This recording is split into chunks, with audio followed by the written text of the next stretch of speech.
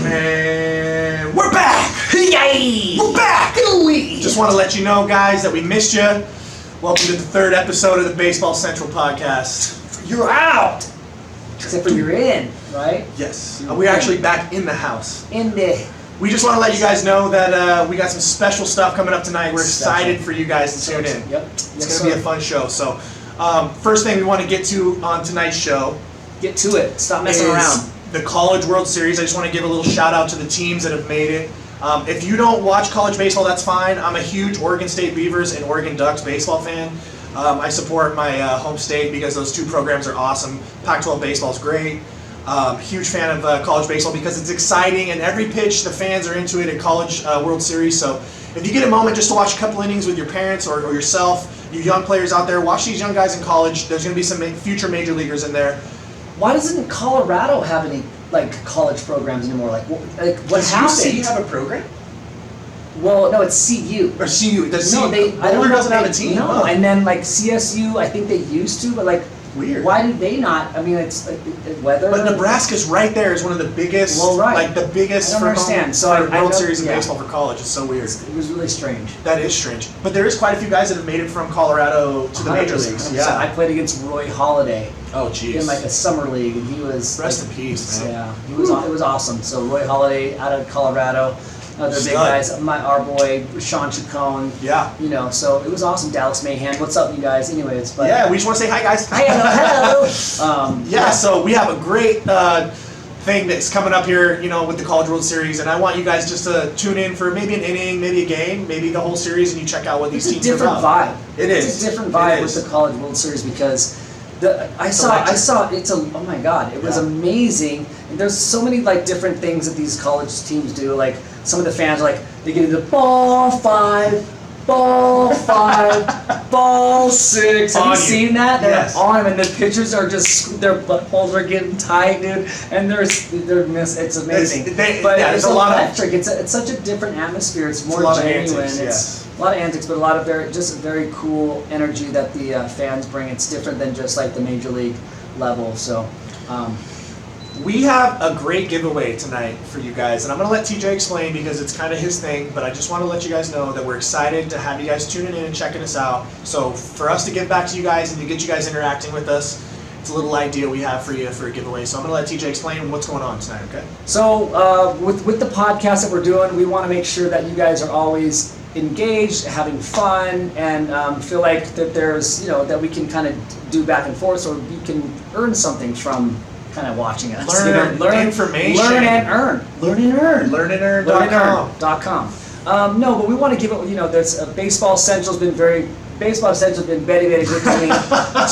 It's been a great place to be a part of. It's amazing. I've been so blessed to be a part of this company. I took over in 2005.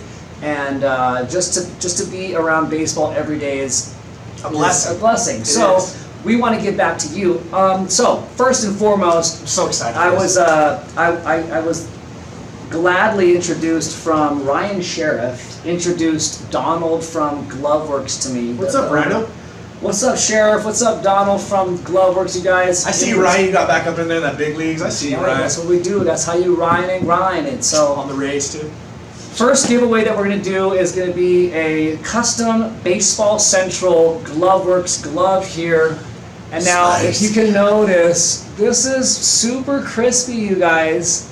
There's only 3 left. I think there was maybe 8 made. Maybe 8 made, maybe not even that many. I have 1. I don't know who else has any.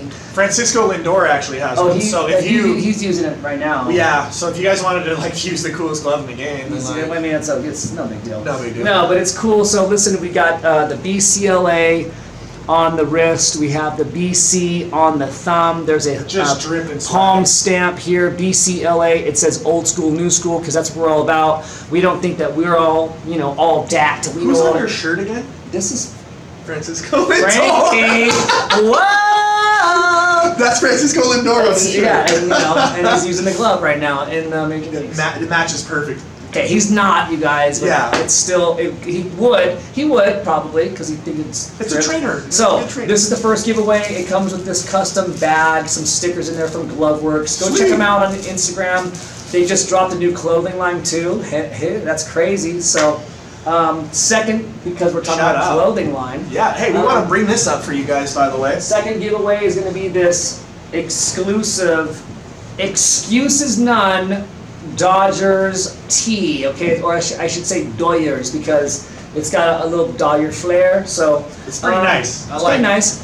You know, if you Like don't the know, look. if you've been watching our first couple episodes, I'm launching a new line called the Excuses None clothing line, which is just pretty much t-shirts, hats, all the good stuff, fun, hoodies, sweatshirts, but it basically is Baseball merch. baseball merch, but it also is life merch where excuses none, meaning we ain't got none. You know, get up, go walk the dog, go take your kids to school. Handle your business. You Your know? business. Don't make excuses. You know, it's easy to. You know, we all have them, but we need to just put them in the back pocket and then have this number right Just here. get rid of We should have Just this get rid many right here. Settle. So those are gonna be a couple of the giveaways. So what do you think? What should we do? You know what, guys? How about the first person that comments? How about the first person? No, you say it. So How about the first this person is that well. comments? The first person that comments on this episode, episode 3, will receive the T-shirt. Okay. For you to earn the glove, you're gonna have to go ahead and screenshot or find out a way to get a picture of our thumbnail for the show, for the podcast, and just put it on your Instagram story and say, check these guys out, Baseball Central Podcast. Yes. At Baseball Central on Instagram. Tag Baseball us. Central on That's it. Instagram. Let them know about the podcast, and we'll do a drawing.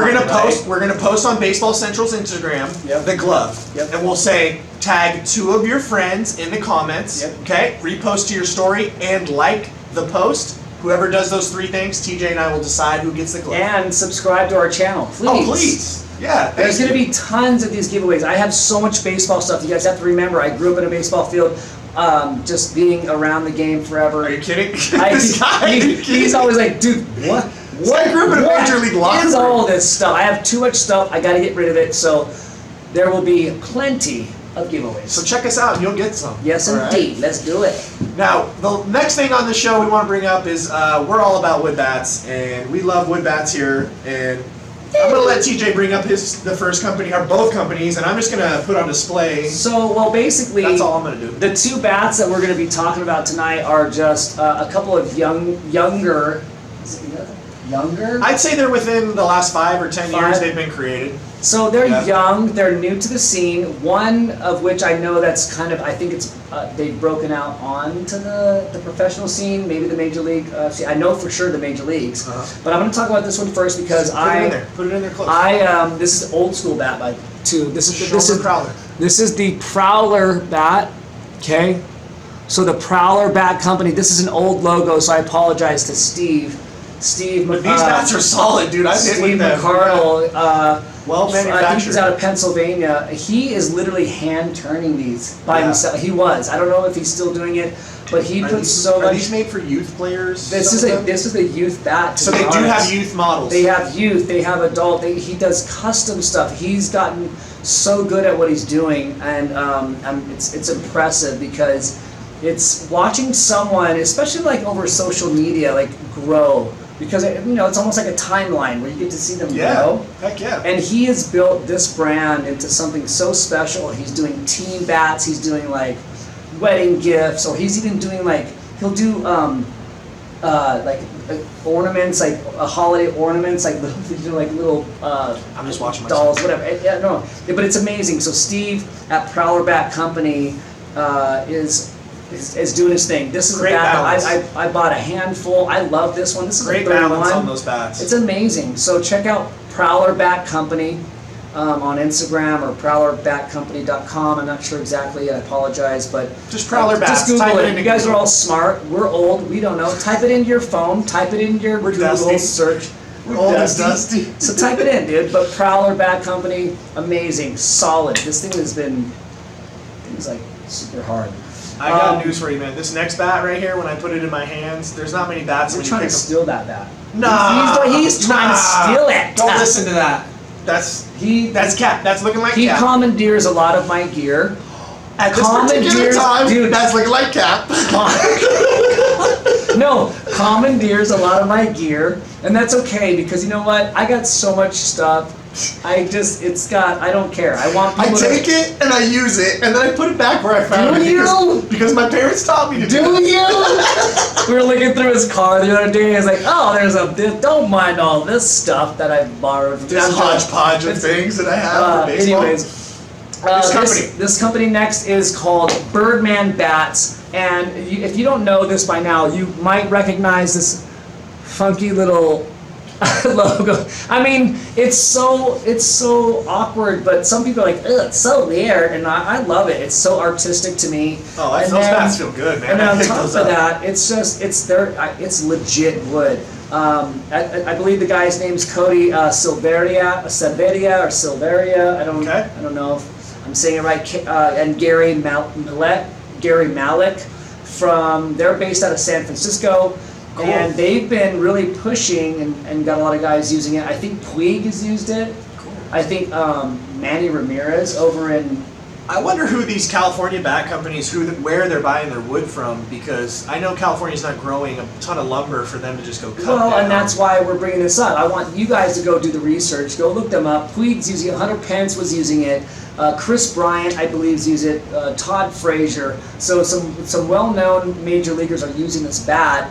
And it's good wood. I have one that I use for it's the all black model, and I hold it in my hand during lessons. I swing with it, and I love it. So balanced, great on this bat. Super balanced. Yeah. So check out Birdman bats. They're awesome. Just kind of just something different than your Louisville or your Marucci or your what else is there? We'll go over more bats. There's Louisville Sluggers that people like too. That's what I said. Did I say that? I don't know. I mean, there's just this pro stocks.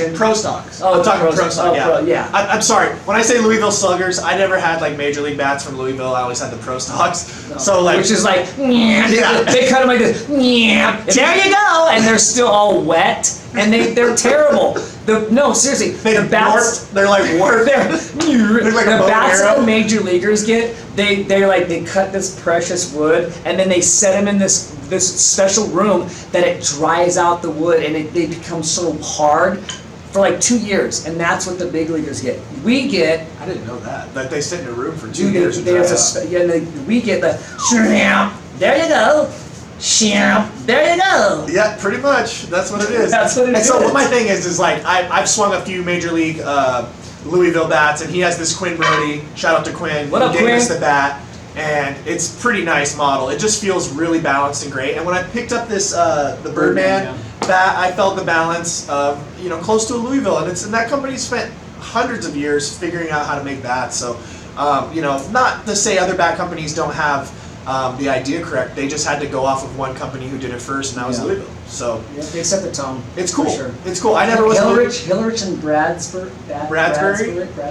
Yeah, something like that. Bradsby.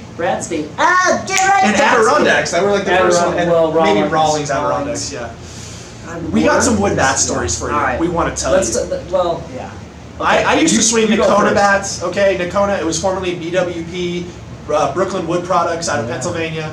They were bought out by Nakona, and then Nakona switched to Axis. I think Big Poppy and Robinson Cano swung a couple of them a few times in the big leagues. But yeah, I was happy because they would give me a combination bat of a 161, the biggest handle, and I-13 head. So it was a 613 combination bat, 33 and a half at the end of my career. 34 my entire career until about the end. I switched to a 33 and a half for control, and it helped. But yeah, shout out to Nakona, shout out to Axis Bats. I love and appreciate everything you guys did up there in Massachusetts. Thanks for taking care of me for so long. Thank you guys. We appreciate you. Do you have any stories about wood bats you want to bring up? Well, no, just the fact that I probably went through so many different styles and models, and I think that's what it says a lot about.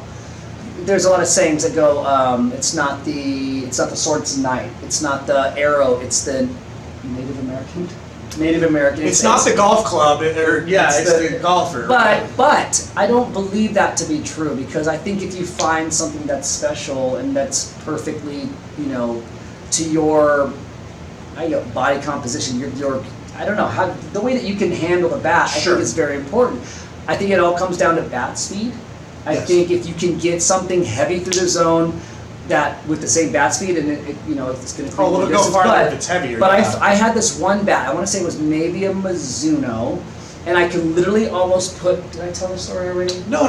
Okay, I think I could almost put my fingers around the entire barrel. Was that compressed? It was so, no, but it was like thin, it was almost like a fungo, and it was like 34, and I hit my first 2 at-bats, I went double bomb. And it was a 34, you know, so it was like, but it was whippy, it was bat speed, so, and that just says something about, like, you know, oh, I want a big barrel. Let's talk about that. That's big a great barrel. That's You're hitting a thing. round ball with a round bat, and you have to hit it square. It's the only sport. A dime's worth. It's a dime's worth that you're even making contact. Mathematically, 2 round objects can't make a square, but in this sport they do. That's how crazy it is. And the ball will compress, but you have to square it up. Look, I've seen big guys that they swing and miss a lot. They use a big barrel with a lot of space, so if they miss, they can still hit. I've seen guys like Jeter and A-Rod swing a tighter, smaller barrel because it's harder. What was it? But P72, and they'll connect with the ball more frequently, so they wanted that harder barrel. They didn't want so much space that maybe was a little softer. So what he's talking about is this Mizuno that was highly compressed. And it takes time for these maple bats to get compressed over time, lace marks on them. You know, I used to bone rub with a cow femur. Well, that was more of a more ash bat. Well, yeah, ash bat, that you rub. But I even did maple bats to compress them faster. Yeah, they do. Well, that's like with maple and birch, they can like slowly start to compress and become so hard. Ash, not so much. They groove out. Remember, like I was talking about. Ash is porous. You can groove out the what is it? That's not the seams. It's the grains. The grains. I'm sorry. What am I talking about? The grains. So when you used to groove those out, over time they would create teeth. But yeah, with maple and birch, you can like compress. But so those are like the Mizuno. It was crazy. It's all about bat speed. If you can get it through the zone as fast as possible, and with a lot of weight, then great. Yeah. You're going to create more distance. More mass, more distance. Yep. But it's all about bat speed. What's one bat that you wish oh man, I had this one bat that was given to me by so and so, and I hit with it, and it was just like the bat. Well, I don't know, but I'll tell you this story. My dad had this collection of bats on this wooden hang up display case, so and I would so cool. I would sneak because I was like 13. I would sneak out the Tony Gwynn because it was a 32. Wait a minute, what? I would you touched a Tony Gwynn bat? I have the Tony Gwynn. Bro, this is like the Sandlot, bro. You wouldn't go to the baby ball, dude. I would sneak out the Tony Gwynn and I'd go just rake with it because it was a 32. It was smaller. Was it maple or ash?